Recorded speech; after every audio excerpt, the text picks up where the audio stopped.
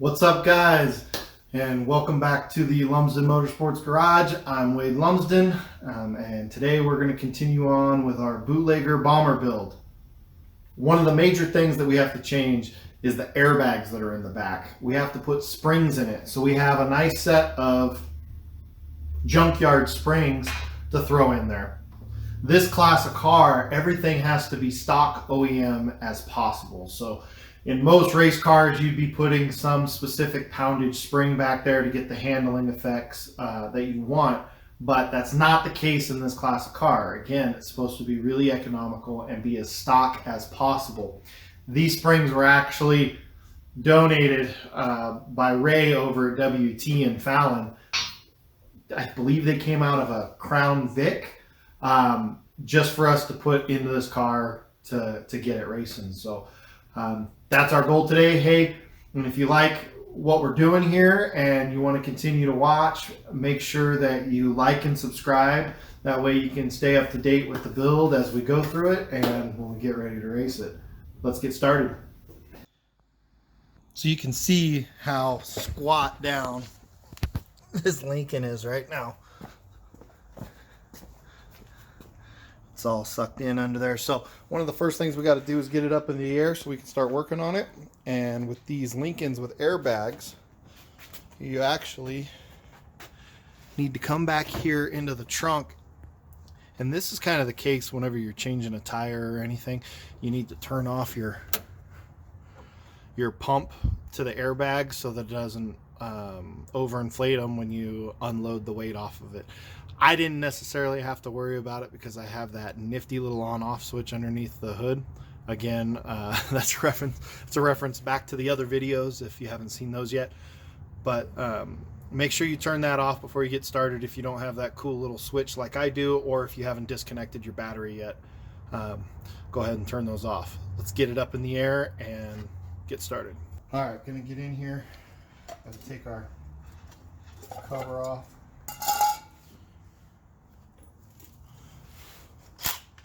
Got my little impact. I'm already up in the air. The weight's already off the tire. If you don't know how to do that, make sure you jack it up, have the car in park, jack it up. We'll get the tire off so we can get access in here. And if you're doing this with hand tools, if you're using a breaker bar or something, make sure that you break these loose. Usually easier when it's on the ground, so just barely break them loose and then jack it up and then come back and tear them off.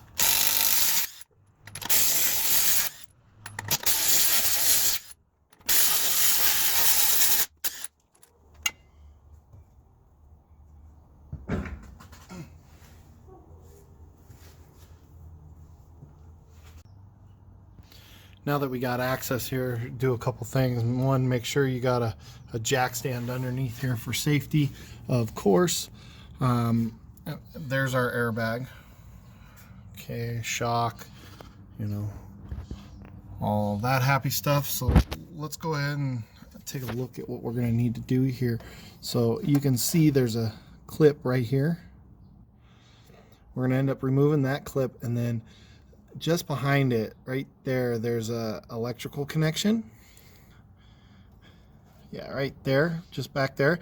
I'm actually gonna have to get that from underneath. I can't get it from up top over here, so I'm gonna have to crawl under the car and reach up there and get it. But you'll end up disconnecting that electrical connection, and then there's also a clip that needs to be removed to remove the air line that goes into the airbag. I believe there's a procedure to doing that. You actually, I think you turn it like one click one direction, and that'll relieve any air pressure that's in there if you actually have good airbags that have air pressure in them, and then you turn it the rest of the way to pull it out. So I'm going to go ahead and do that. I will try to catch as much of it on camera as I possibly can.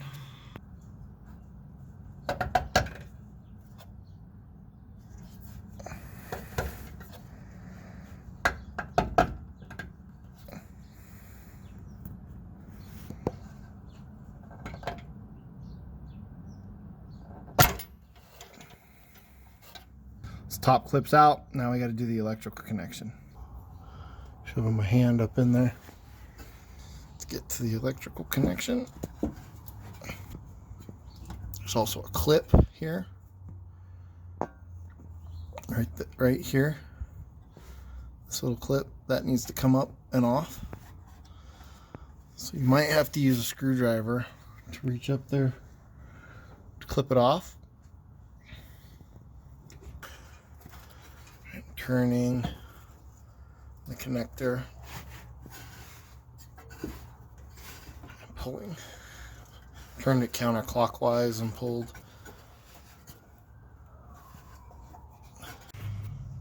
Now that you got that down, you need to disconnect your shock.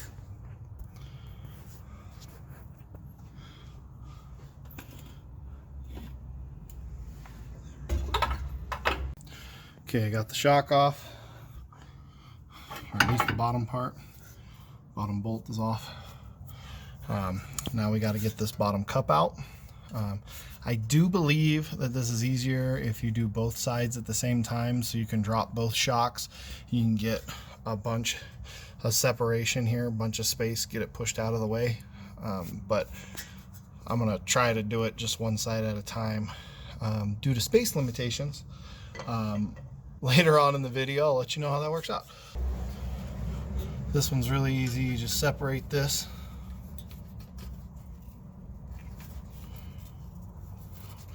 It's got a little clip under there that holds it together. So we get it up enough to where we can get a pry bar under there. Get some actual work done.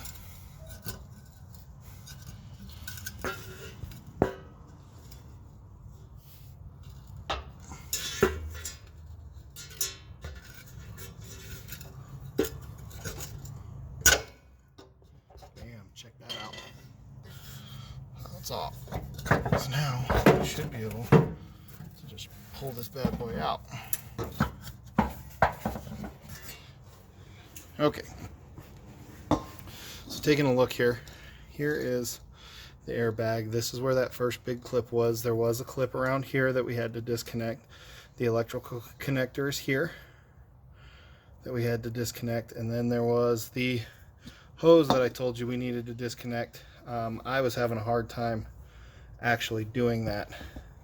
But see how it locks? How this unit locks on there? You should be able to, rotate it. I believe that relieves pressure, and pressure is supposed to help push it out. But I wasn't able to get it to pull out. I think she's just super stuck on there. Oh, there we go. See, it does come off. It does come back, right? So it would be up in there. It'd be pushed back just like that. And then you would rotate it one more time and it would slide out and it'd be disconnected. And then this unit would come out. That unit would still be in there. We don't need that unit, so I just cut it anyways. It's kind of the way I looked at it. Okay.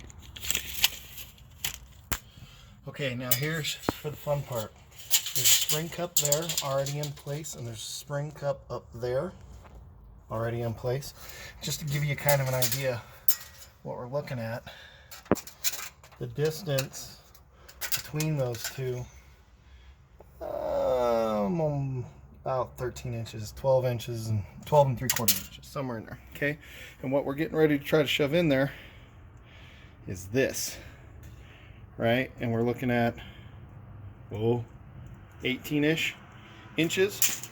So we got to compress this big spring down to the 12 3/4 ish. I think we can get just a little bit of downward movement. That's partially why I think it's easier to do it with both shocks off, but we're gonna have to compress that down to where it'll fit up in there.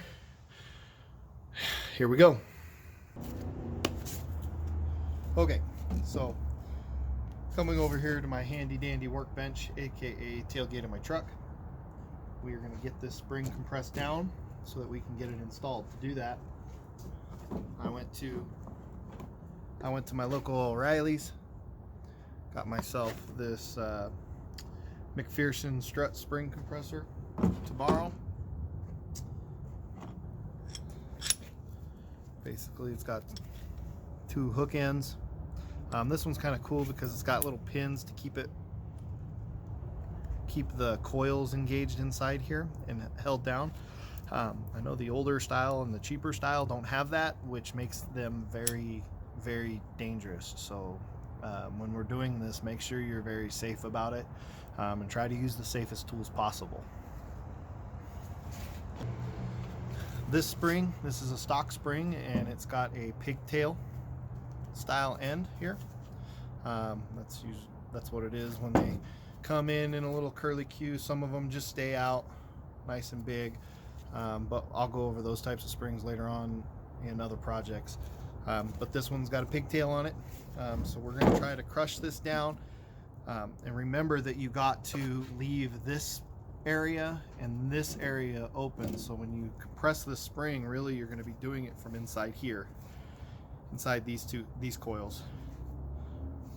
Again, talking about safety, I don't know what the spring rate is on this spring, but for example, if this was considered a 100-pound spring, okay, and we know that we have to compress this spring, what was it? I believe this is 18 inches and we got to get it down below 13 inches. So we know that we have to compress it more than 5 inches. So at 5 inches, the spring rate of 100 pounds here, we're going to have 500 pounds of load in this spring. Okay, I'm just trying to give you an idea of how dangerous this can get real quick. Okay, 500 pounds. Imagine that letting loose and smacking you in the face. I don't like the way it feels when I drop something that's 5 pounds on my toe or anything like that, right? So 500 pounds or more is going to be compressed in here. So I just want to emphasize that this can get a little dangerous. So make sure you're using the right tools. Make sure you're using as much precaution as you possibly can when you do this.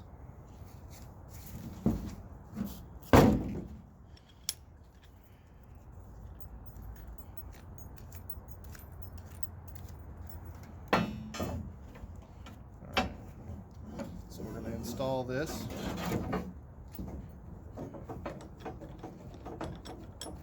Sucked in tight here. I do kind of like this feature because it's got that pin, you see, and it'll hold it on there so it won't come off. I like that feature on this. This is pretty sweet. So just nice and snug.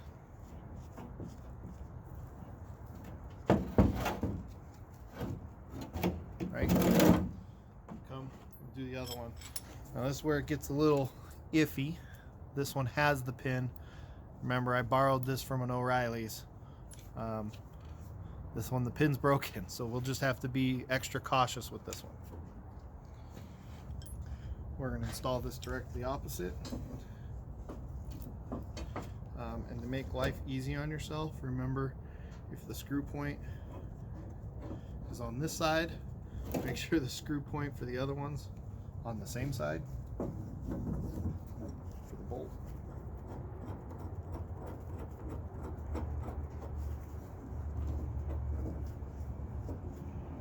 All right.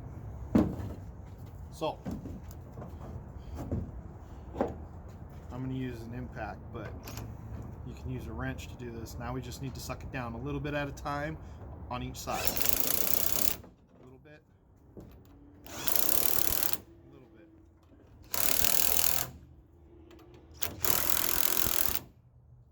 You want to be as even as possible. You don't want it to bow out and get a crazy, like C shape to it, okay? You want to keep it as straight as possible.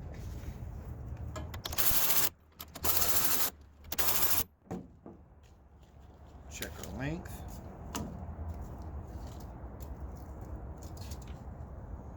Currently we're at 16.5 inches, so we need to suck it down quite a bit more.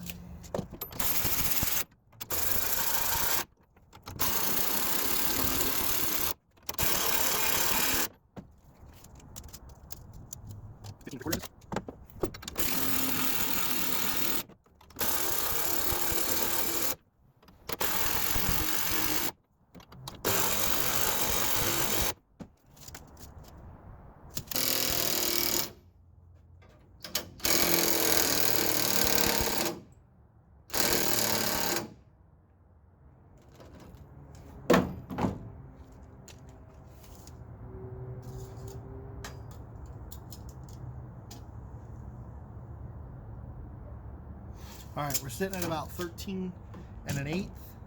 I'm going to see if that's enough to get it up in there. If not, we'll have to compress it down just a little bit more to get it to slide in there. But there should be a little give still in the rear end to go down to make a little bit more space to shove it in. All right, so now we got to get the spring up in here and get it setting on its perch here. And there's a perch up there. So we'll shove it up in. Something I didn't point out before that you'll want to make sure is the screws. You don't want them any higher than this, otherwise you'll have an issue shoving it up in there. It's basically just a big plate up there. So make sure you're conscious of that. Get her up in.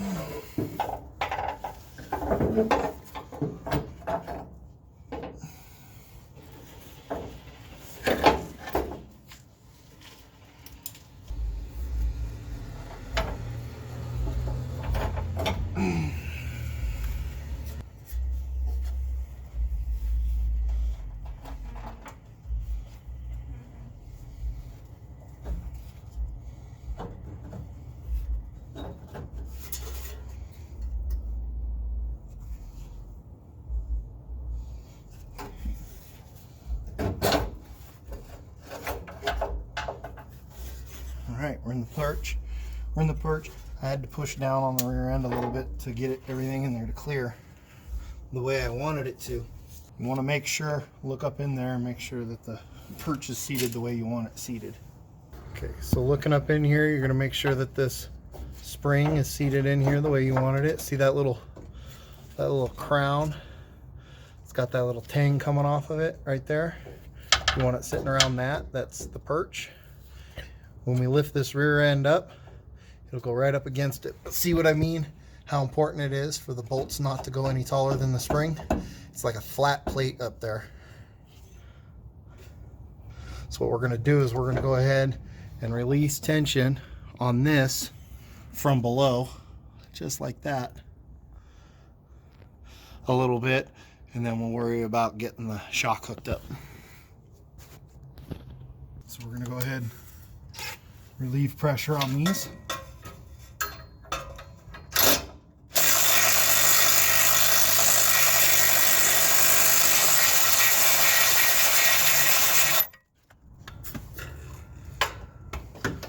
Again, you want to do it both sides a little bit at a time.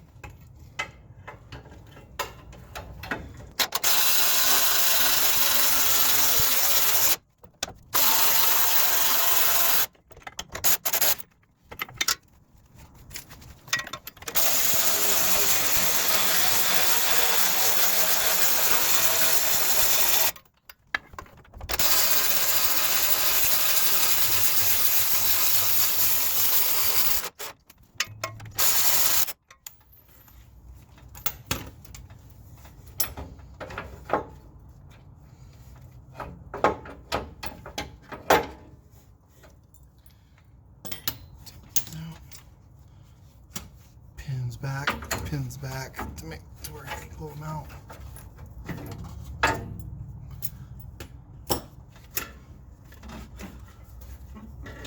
There you have it. Spring is in. It's actually really tight and holding itself in place right there really well. It's not causing any more sag on the rear end or anything.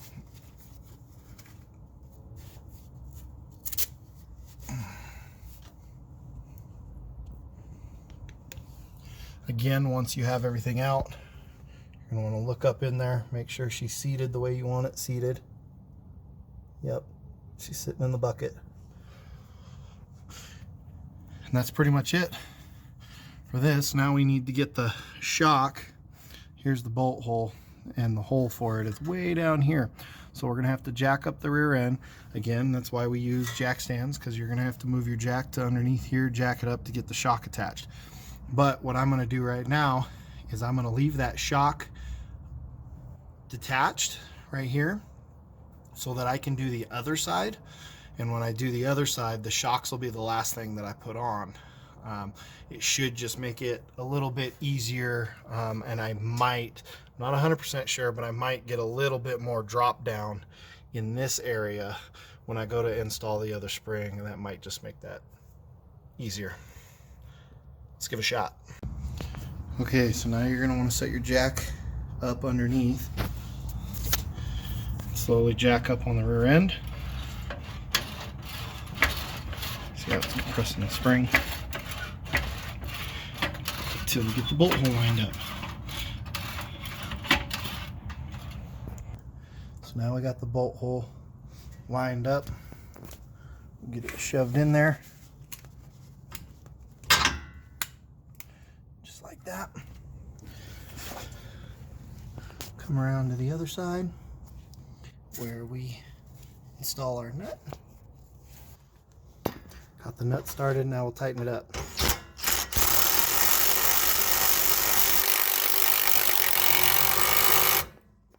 Make sure you put a ratchet on it, hand ratchet, just to make sure that it's tight. My impact didn't suck this all the way down, so it's a good thing I did that, and the shock was still loose. So now it's tight and good to go. Now that we got all that together, we're going to go ahead and put the wheels and tires back on.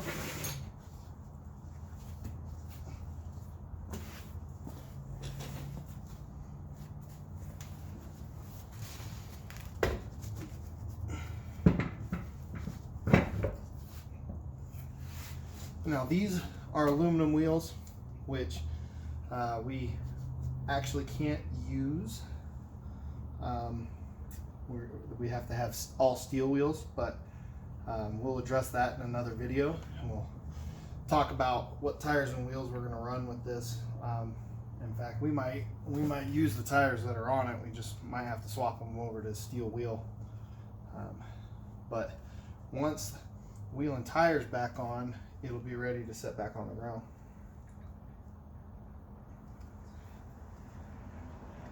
And on that note, we also are going to have to go to a different lug nut, because these are just the stock lug nuts. We'll have to go to a 1-inch lug nut because they're safer.